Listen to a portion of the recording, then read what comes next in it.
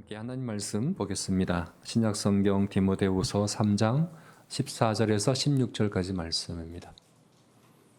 디모데후서 3장 14절부터 16절까지 말씀 우리 교독하겠습니다. 그러나 너는 배우고 확신한 일에 거하라. 너는 내가 누구에게서 배운 것을 알며 또 어려서부터 성경을 알았나니 성경은 능히 너로 하여금 그리스도 예수 안에 있는 믿음으로 말미암아 구원에 이르는 지혜가 있게 하느니라.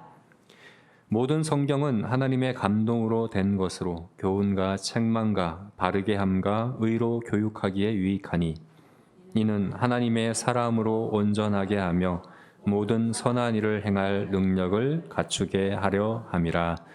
아멘. 네, 미켈란젤로 아시죠? 미켈란젤로가 만든 그 조각상이 있는데 다비드상이라고 하는 유명한 명작이 있습니다.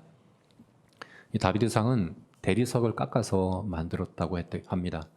그런데 이 다비드상으로 만들어지기 전에 원래 그 큰 대리석은 처치곤란인 악성 재고였다고 해요.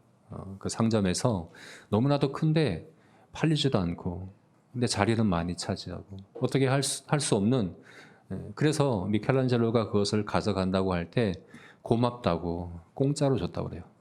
그래서 공짜로 받아왔는데 근데 놀랍게 1년 있다가 그게 다비드상으로 바뀌어 있는 거예요. 그래서 그 상점의 주인이 깜짝 놀라서 미켈란젤로에게 와서 물었다고 해요. 어떻게 그 돌덩어리가 이런 작품이 될 수 있습니까?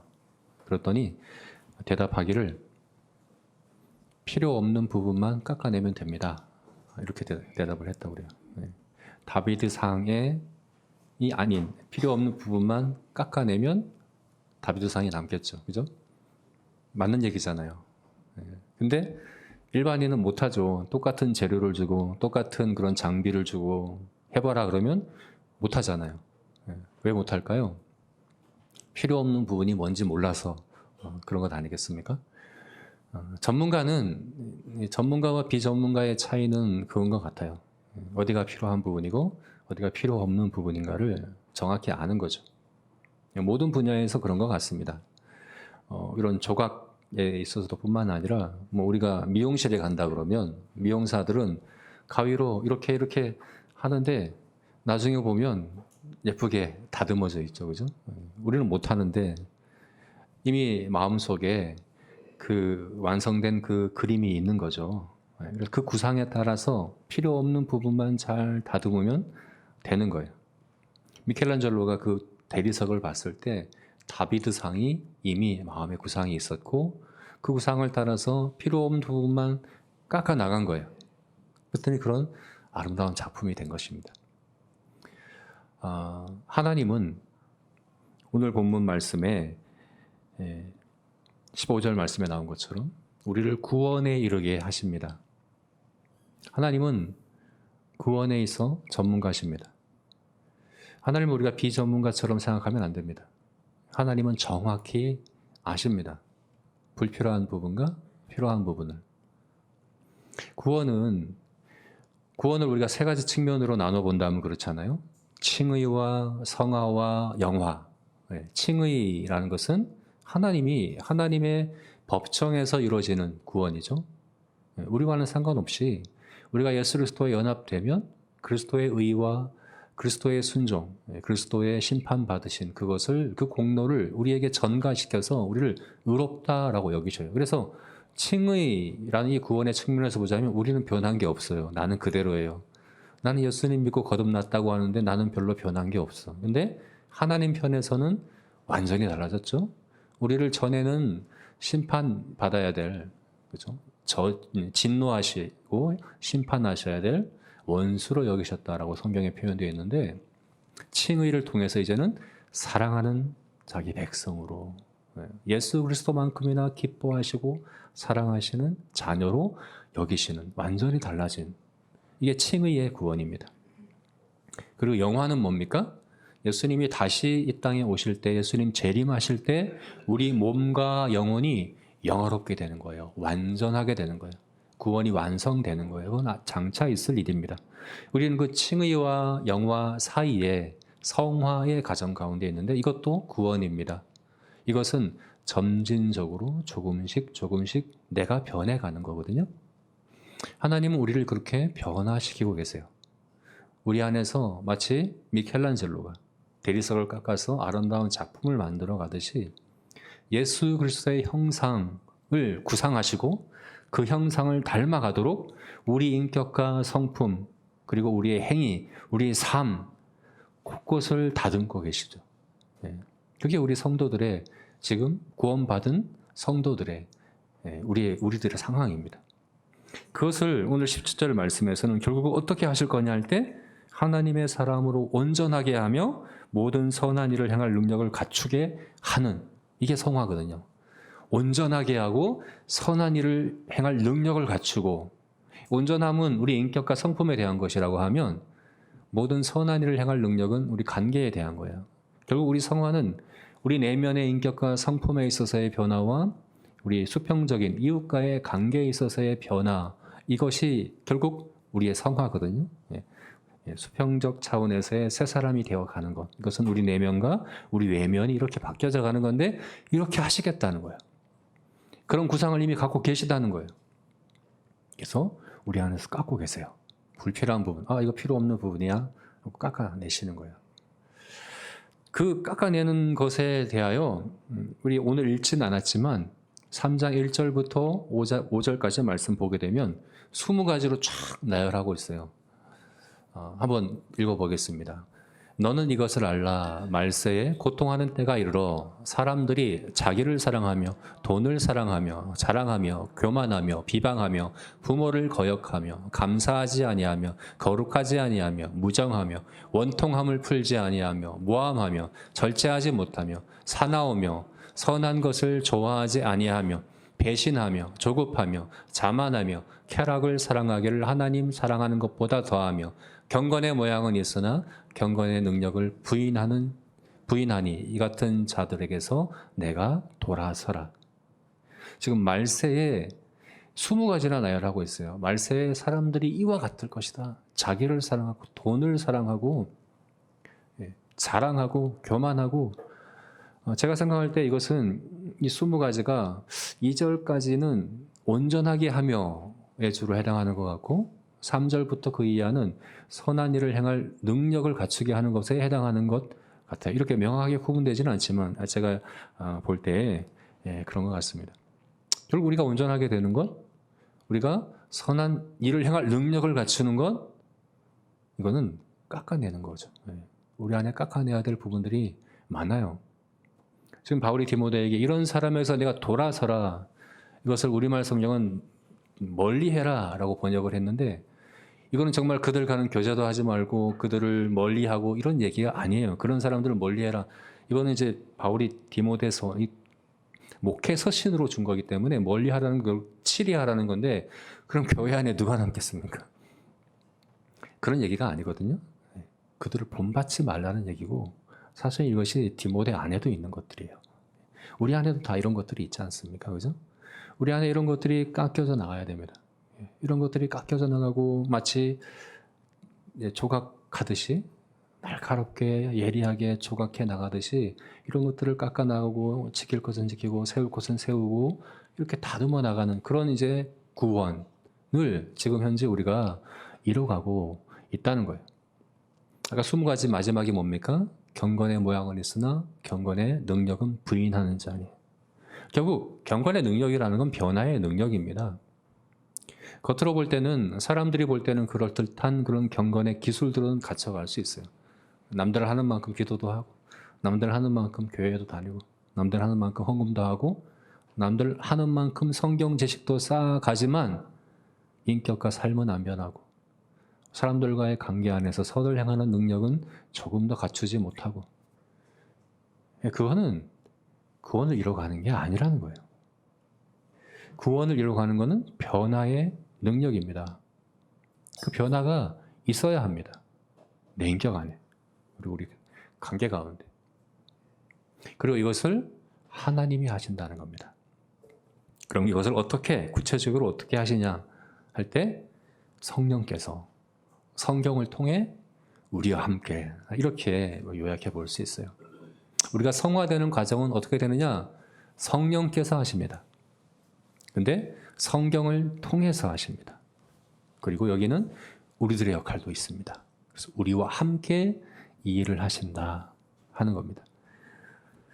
자, 이 세 가지 역할을 다 이해해야 합니다. 다 중요합니다. 여기서 한 가지만 빠져도 안 돼요. 아무리 미켈란젤로가 탁월한 그런 예술가라고 하더라도 조각칼이 없으면 안 돼요. 조각칼이 있어도 대리석이 없으면 안 돼요.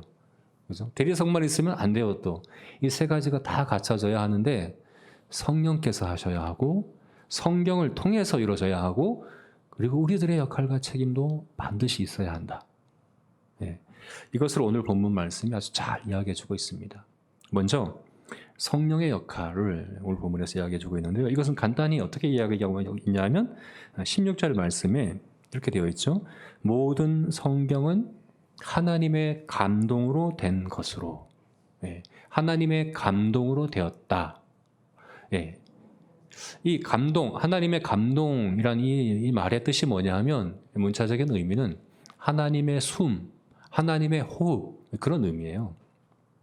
다시 말해서 이 성경이 단순한 인간이 쓴 사람이 만든 인간의 책이 아니라 하나님의 책, 하나님의 말씀인 이유는 뭡니까? 여기에 하나님의 숨이 불어넣어졌기 때문에 그렇습니다. 하나님의 호흡이 이 성경 안에 불어넣어졌기 때문에 그렇다 하는 겁니다. 그러면 어떻게 이 성경 안에 어떻게 하나님의 숨이 불어져 넣었을까? 왜 이 성경을 우리가 보기에는 책인데 그죠? 다른 책과 달라 보이지 않는데 이 책 안에 하나님의 호흡이 여기 들어있다고 얘기할까? 이게 무슨 의미일까를 알 수 있는 것이 베드로후서 1장 말씀이 있어요. 베드로후서 1장 20절, 21절 말씀 우리 함께 읽어볼까요? 같이 읽겠습니다. 먼저 알 것은 성경의 모든 예언은 사사로이 풀 것이 아니니 예언은 언제든지 사람의 뜻으로 낸 것이 아니요 오직 성령의 감동하심을 받은 사람들이 하나님께 받아 말함이니라. 오직 성령의 감동하심을 받은 사람들이 하나님께 받아 말한 것이니라. 모든 성경은. 근데 여기서 성령의 감동하심을 받은 사람들 할 때 이 감동하심이란 이 단어와 오늘 보면 16절에서 모든 성경은 하나님의 감동으로 된 것으로 할 때 그 감동하심과 다른 단어예요. 우리 한글 성경에는 똑같잖아요. 그죠? 한글 성경에는 똑같은 단어로 번역되어 있지만 전혀 다른 단어예요. 이 단어의 차이를 이해하는 게 정말 중요합니다. 아까 오늘 본문에서 모든 성경은 하나님의 감동으로 되었다 할 때 감동은 아까 무슨 뜻이라고 그랬죠? 하나님의 호흡, 하나님의 숨이라고 그랬잖아요. 그죠? 그런 뜻의 단어인데 여기서 이 베드로 후서에서 성령의 감동하심을 받은 사람들이라고 할 때 이 감동하심은 하나님의 이끄심, 성령의 이끄심, 성령의 다스림, 성령의 역사하심을 이야기하는 거예요. 다시 말해서 사람이 썼어요. 성경을. 그죠? 오늘 디모데 후서는 바울이 썼어요. 베드로 후서는 베드로가 썼어요. 근데 사람이 그렇게 쓸 때 성령께서 그들을 다스리셨다는 거예요. 성령께서 그들을 통제하셨다는 거예요. 그들에게 적극적으로 개입하셔서 그들을 이끄셔서 이것이 사람의 글이 아니라 하나님의 말씀이 되게 하셨다는 거예요. 그럴 때 성경은 하나님의 호흡이 되는 거죠. 하나님의 숨이 되는 겁니다. 그래서 처음부터 이 성경은 성령의 적극적인 개입 가운데 인간의 글이지만 인간의 글이 아니도록 인간의 글이면서 완전한 하나님의 말씀이게끔 성령께서 개입하시고 역사하셨다. 그게 성경이다 하는 거예요. 여러분 이게 왜 중요하냐? 이게 정말 중요합니다. 우리에게 너무 중요한 이유가 뭐냐면 그 성령께서 우리 안에도 계시기 때문에 그래요. 요한복음 16장 13절 말씀을 보게 되면 우리 또 같이 한번 읽어볼까요? 그러나 진리의 성령이 오시면 그가 너희를 모든 진리 가운데로 인도하시리니 그가 스스로 말하지 않고 오직 들은 것을 말하며 장래일을 너희에게 알리시리라. 예수님께서 체포되기 전에 이제 체포되고 십자가에 죽으시고 부활하시고 승천하셔서 제자들을 떠나시기 전에 이제 마지막 최후의 만찬 통해서 그들을 떠날 것을 말씀하시면서 그러나 내가 가는 것이 너에게 유익한데 왜냐하면 내가 가면 보혜사 성령이 너희 가운데 올 거야 라고 말씀하시며 성령이 왜 오시는가에 대해서 이렇게 설명하신 거예요. 진리의 성령이 오시면 그가 너희를 모든 진리 가운데로 인도하시리라. 이게 감동하심이거든요. 성령의 감동하심을 받았다 할 때 그 감동하심은 인도하심이에요. 성령께서 성경을 쓴 성경의 저자들을 개입하시고 간섭하시고 인도하셔서 이것이 하나님 말씀이 되게끔 기록하시도록 그렇게 개입하셨던 그 성령께서 동일한 그 성령께서 우리 마음에 계셔서 동일하게 인도하고 계신다는 거예요. 그러기 위해 성령께서 오셨다는 거예요. 그래서 여러분 우리가 성경을 읽을 때, 성경을 들을 때, 성경을 묵상할 때, 성경을 공부할 때 성령께서 이 성경을 하나님의 호흡이 되게 하신다는 사실을 우리가 믿어야 합니다. 이 성경이 하나님의 숨이 불어넣어진 우리가 앞에 찬양했던 것처럼 생명의 말씀이 되게 하신다는 사실을 우리가 믿어야 합니다. 그게 성령의 역할입니다. 우리가 성경을 읽을 때 그와 같은 일이 있어야 합니다.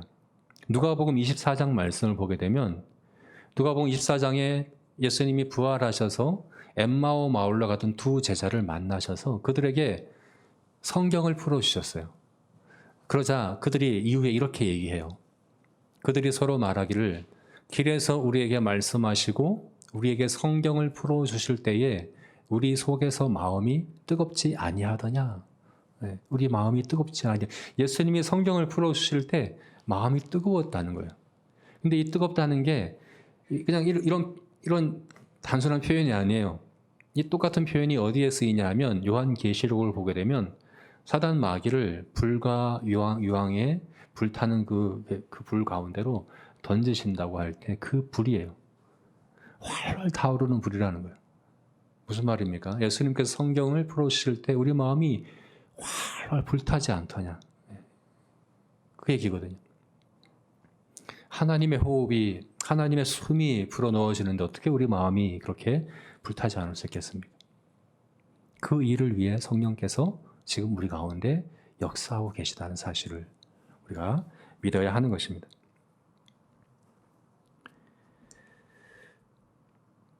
우리도 이 제자들과처럼 그렇게 고백할 수 있었으면 좋겠습니다. 내가 오늘 성경을 읽을 때, 내가 오늘 성경을 묵상할 때, 그리고 성경을 풀어 설교하는 것을 들을 때 내 마음이 불타는 것 같았어. 성령께서 숨을 불어넣으셔서 이것이 하나님의 살아있는 말씀이 되게 하셨어. 라는 간증이 저 여러분에게 있었으면 좋겠습니다. 네, 그런 기대가 우리에게 있었으면 좋겠습니다. 네. 자, 이것이 최고의 우리 구원의 전문가이신 성령의 역할입니다. 두 번째는 그 성령께서 미켈란젤로가 조각칼이 있었던 것처럼 도구가 있어요. 성령이 사용하시는 칼이 있어요. 조각칼이 있어요. 자위의 날선 칼, 그게 뭐냐면 성경입니다. 말씀, 성경입니다. 이 성경의 역할도 굉장히 중요한데 성경의 역할에 대해서는 16절 말씀에 네 가지로 우리에게 이야기해 주고 있죠. 뭡니까? 교훈과 책망과 바르게 함과 의로 교육하기. 이게 바로 성경이 우리를 다듬어 갈 때 일어나는 네 가지 일이라는 거죠. 자, 그런데 이 네 가지가 그냥 비슷한 의미인 것 같고 같은 단어인 것 같은데 그냥 나열해 놓은 게 아니에요. 굉장히 중요한 의미들이 여기 담겨 있어요. 각각의 의미를 먼저 제가 좀 말씀드리면 책망, 교훈이라는 말은요. 교훈가 할 때 교훈이란 말은 원래 이 교훈이라는 말은 단독으로 쓰이기보다는 앞에 형용사가 주로 붙어서 사용되어요. 바른 교훈, 건전한 교훈 이렇게 앞에 다른 말이 붙어서 사용되는데 결국 이 말은 무슨 뜻이냐 하면 성경이 우리를 바른 교훈, 건전한 교훈, 바른 믿음으로 이끌어간다. 바른 믿음을 갖게 한다. 그 바른 믿음을 교훈해 준다 하는 그런 말이죠. 이게 첫 번째 성경의 역할이라는 겁니다. 두 번째는 뭡니까? 책망. 책망한다 하는 것은 질책한다, 꾸짖는다, 책망한다 하는 것인데 이것은 앞에 나온 교훈과 반대되는 거예요. 교훈이 바른 믿음, 바른 교훈을 우리에게 주는 것이라고 한다면 반대로 거짓과 그릇된 그런 믿음과 생각들을 꾸짖고 책망하고 하는 역할을 또 성경이 하고 있다. 그것이 성경의 역할이다 얘기하는 거예요. 세 번째는 뭔가요? 세 번째는 뭔가요? 바르게 함. 바르게 함은 바로 세우다, 교정하다, 고치다, 개선하다 라는 그런 뜻인데요. 이것은 바로 우리 행동을 고친다 하는 의미예요. 우리 행동을 고친다, 개선한다, 변화시킨다 하는 그런 의미죠. 마지막으로 의로 교육한다. 의로 교육한다. 이거는 우리가 이렇게 딱 느끼기에는 긍정적인 표현으로 여길 수 있는데 원래 의미는 그렇지 않습니다. 이 단어는 징계한다 그런 의미예요.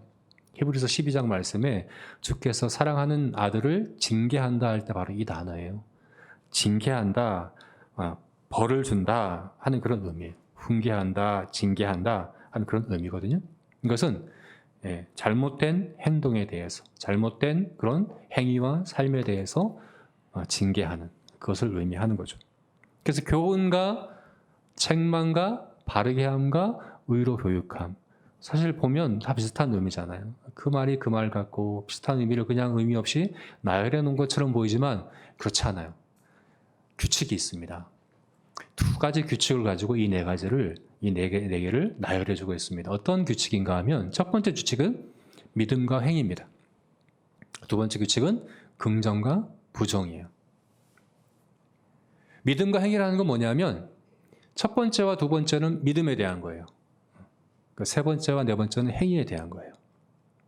교훈과 책망은 믿음에 대한 거예요. 우리가 가져야 될 바른 믿음, 그러나 갖지 말아야 될 그릇된 믿음, 그 두 가지를 다 성경이 우리에게 말씀해 준다는 거죠. 그리고 행위에 대한 것은 바르게 함과 의로 교육함, 바르게 행해야 될 것을 우리에게 가르쳐주고 또 버려야 할 그런 잘못된 행위에 대해서 또 우리에게 이야기해주고 징계하고 하는 그런 일들을 성경이 한다. 그래서 믿음과 행위에 대해서 다 이야기해주고 있고요. 긍정과 부정이라는 것은 첫 번째와 세 번째는 긍정이고 두 번째와 네 번째는 부정이에요. 가져야 될 믿음과 행위, 버려야 될 믿음과 행위. 그래서 긍정, 부정, 긍정, 부정, 믿음, 행위 이렇게 네 가지를 이렇게 그 의도를 가지고 나열해주고 있다는 거죠.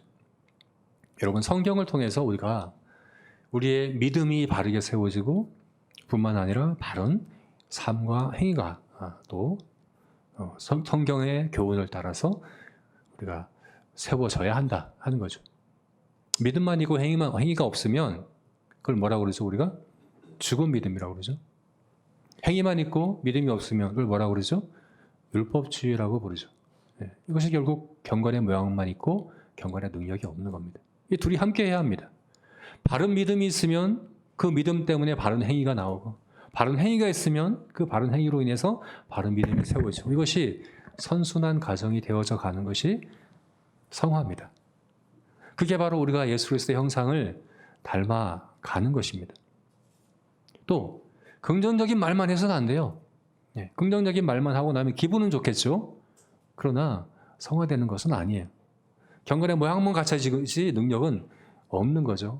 또 부정적인 말만 해서는 안 돼요. 계속 정죄하기만 하고 계속 낙심하게만 만들고 그것도 또 바람직하지 않습니다. 긍정적이고 우리가 바르게 따르고 행해야 될 믿음과 행위들에 대해서 우리가 배워야 하고 또 버려야 할 믿음과 행위에 대해서 또 우리가 또 알고 또 그대로 실천하고 하는 이런 과정들을 통해서 우리가 성화되어져 가야 하는 것이죠. 그리고 그것을 위해서 가장 최고의 그런 도구가 바로 성경입니다. 성령께서는 이 성경을 통해서 우리를 그렇게 만들어 가실 겁니다.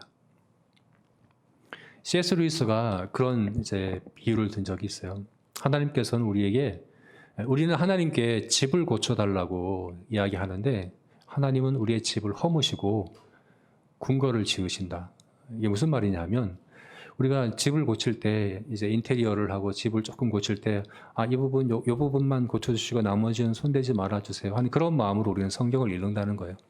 성경을 읽을 때 요 부분만 요까지만 너무 많이 깎으시는데 너무 많이 허무시는데 이거 아닌데 막 이렇게 우리가 그런 마음이 있을 수 있죠, 그죠? 내가 원하는 건 요까지예요. 요 부분만 요것만 하면 돼요. 근데 고쳐달라고 했더니 하나님은 포크레인을 가지고 와서 다 허물어 버리시는 거예요. 왜 그렇습니까? 하나님이 원하시는 것은 조금 고치는 게 아니라 하나님이 거하실 성전, 궁궐을 만드시기를 원하시는 거죠. 대대적인 공사를 성경을 통해서 하시겠다는 거예요. 우리의 믿음에 대해서, 우리 행위에 대해서 성령께서 이 성경을 통해서 그런 대공사를 하시겠다는 겁니다. 좌우의 날선 거민 이 성경을 통해서 그와 같은 일이 일어나기를 우리 같이 소망했으면 좋겠습니다. 자, 그런데 이게 다가 아닙니다. 성령께서 하셔야 하고 성경을 통해서 하시지만 우리의 역할도 있어야 합니다. 우리의 역할이 또한 필요합니다. 우리의 역할을 통해서 또 그 일을 행하십니다. 이것이 오늘 14절 말씀에 나와 있죠. 어떻게 얘기하고 있습니까? 그러나 너는 배우고 확신한 일에 거하라. 너는 배우고 확신한 일에 거하라. 너는 내가 누구에게서 배운 것을 알며. 이제 디모데에게 이야기하는 거예요. 네가 배우고 확신한 일에 거해야 한다. 네가 누구에게서 배운 것을 알아야 한다. 라고 이야기를 하고 있는 거예요. 성령께서 성경을 통해서 하시는데 디모데의 역할이 있어요. 거해야 한다. 너는 거하라. 라고 이야기를 해요. 왜 그렇습니까? 말세에 모든 사람들이 그렇게 점점 더 악해져 가고 있기 때문에 여기 거하라는 말은 그 말이에요. 우리 13절 말씀을 읽지 않았지만 13절 말씀에는 악한 자들이 점점 더 악해져 가고 속이는 자들이 점점 더 속이는 그런 말세에 마치 급류 타기처럼 급류를 타고 있는 거예요. 급류를 타고 있으면 나는 가만히 있으면 가만히 있는 게 아니거든요. 그죠? 나 그냥 가만히 있는데 내가 점점 이렇게 성화되는 것 같지는 않지만 그렇다고 해서 내가 점점 악해지는 것도 아닌데 나 그냥 가만히 있을 뿐인데 그건 악해지고 있는 거예요. 급류를 타고 있는 것이거든요. 그냥 흘러 떠내려가고 있는 거거든요. 어떻게 해야 합니까? 그 자리에 멈춰 서라는 거예요. 거하라. 거기 올라서라. 거해야 된다. 네가 배우고 확신한 그것에 네가 올라서야 한다. 그게 바로 성경이라는 겁니다. 성경에 올라서야 된다는 거죠. 그 올라서는 것에 대해서 어떻게 합니까? 세 가지로 얘기해 주고 있어요. 배워야 한다. 확신해야 한다. 그리고 본받아야 한다. 배워야 한다. 네가 어려서부터 성경을 배우지 않았느냐? 그럼 디모데는 어려서부터 성경을 배웠습니다. 성경은 배워야 하는 겁니다. 누구에게 배웠을까요? 아마도 1장에 나오는 외할머니인 로이스, 어머니인 유니게로부터 배웠을 거예요.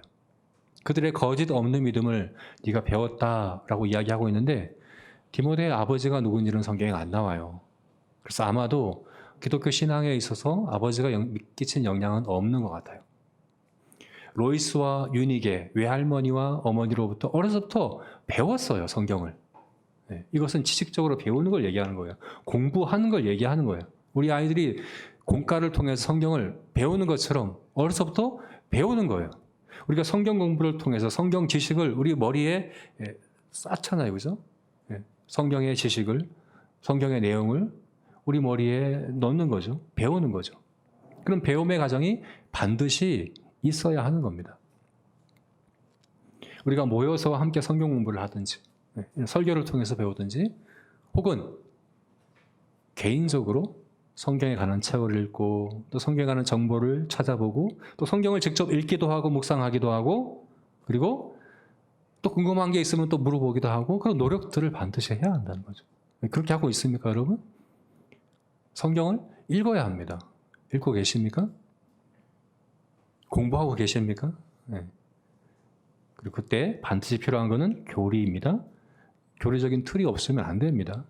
사도적 가르침을 따라 교리적인 그 틀을 갖고서 성경을 읽고 배우고 공부하고 하는 일들을 통해서 우리가 배워야 합니다. 그건 아이로부터 노년에 이르기까지 성도로 간다면 누구나 배우는 사람이어야 합니다. 예. 누구나 다 나는 성경에 있어서는 전문가가 되어야겠다라는 목표를 가져야 됩니다. 예. 그냥 주일에 와서 설교 한 번 듣고 가끔씩 성경 구절을 한 번씩 이렇게 읽고 이게 아니라 성경을 정말 배우는 그런 저와 여러분이 되었으면 좋겠습니다. 그 다음엔 그걸로 부족합니다. 확신해야 합니다. 배웠으면 확신해야 합니다. 배우는 게 머리에 지식을 쌓는 거라면 마음에 그것이 내려와서 심겨져야 하는 거예요. 우리의 결국 인격의 중심은 마음이거든요. 하나님께서 우리의 마음을 보시거든요. 우리가 어떤 선하고 좋은 일을 하더라도 마음이 하나님에게서 멀면 하나님께 헛된 것이라고 말씀하시거든요. 하나님의 진리 성경이 우리의 머리에 지식으로 심겨졌으면 그것이 우리 마음에도 심겨져서 확신으로 심겨져야 합니다. 이것이 믿어져야 합니다. 그리고 우리 삶에 적용이 될 수 있도록 확신되어야 합니다. 이건 어떻게 할까요? 이건 성경 공부만 해서는 안 돼요. 이것은 여러분 성경을 100번 읽는다고 되는 게 아니에요. 성경 지식을 성경에 관한 책들을 수없이 많이 읽는다고 마음이 확실히 일어나는 게 아니에요. 그럼 어떻게 이것이 일어납니까? 이것이 이제 우리 성경 오신 예배 때 나눴던 우리 올해의 표 주제 선구처럼 주야로 묵상하는 것이 바로 이것이죠. 주야로 묵상하는 것. 이것이 원래 뜻이 뭐죠? 작은 소리로 읊조린다요. 작은 소리로 읊조린다. 주야로 밤낮 계속해서 주야로 읊조리는 거예요. 성경을 읊조리는 거예요. 작은 소리로. 왜 그렇게 합니까? 주문도 아닌데 생각하고 또 생각하고 또 생각하라는 얘기예요. 그 말씀을 또 생각하고 또 생각하고 또 깊이 생각해보고 또 생각하고 이 상황에서 또 생각하고 이런 상황에서 또 생각하고 그 말씀을 계속해서 반복해서 읊조리고 하다 보면 우리 마음에 확신하게 되는 거라는 거죠. 그렇게 하고 계세요? 이것은 한 말씀을 가지고 한 달 해도 돼요. 한 말씀을 가지고 저는 지금 3주째 같은 말씀을 읊조리고 있습니다. 이사야서 33장 6절 말씀을 제 휴대폰 뒷면에도 붙여놨어요. 계속 읽고 또 생각나면 또 읊조리고 그 말씀이 내 마음에 아예 심겨지도록 이 상황에서 생각하고 또 생각하고 내 머리로 아는 게 아니라 내 마음에 깊이 새겨지도록 또 읊조리고 그래서 확신되도록 그리고 그 말씀을 가지고 기도의 자리에까지 들고 나아가도록 그래서 우리 마음 안에 그 말씀이 뜨거운 불처럼 일어날 수 있도록 그런 일들을 우리가 반드시 해야 한다는 겁니다. 이게 우리 역할입니다. 이건 성령께서 주시는 역할이 아니라 제가 대신해 줄 수 있는 역할도 아니라 우리 각자가 해야 하는 역할이라는 거예요. 그리고 마지막으로는 본받으라. 바울은 네가 누구에게서 배운 것을 네가 알지 않느냐도 이야기를 합니다. 이걸 왜 이야기합니까? 바울은 디모데가 유니게와 로이스로부터 배웠다는 걸 알아요. 네가 그 말씀을 배운 그 사람들을 알고 있지 않느냐? 이것만 아니에요. 오늘 읽지 않았지만 10절 말씀을 보게 되면 바울이 자기 자신에 대해도 이야기해요. 말세에 사람들이 그렇게 악한 20가지 일들을 그렇게 하는 것에 대해서 쭉 나열하고 나서 바울은 자기 자신에 대해서도 이야기합니다. 나의 교훈과 행실과 의향과 믿음과 오래 참음과 사랑과 인내와 박해를 받은가 고난과 또 안디옥과 이고니온과 루스디아라에서 당한 일과 어떠한 박해를 받은 것을 네가 과연 보고 알았거니와 나를 보지 않았느냐? 왜 이렇게 얘기합니까?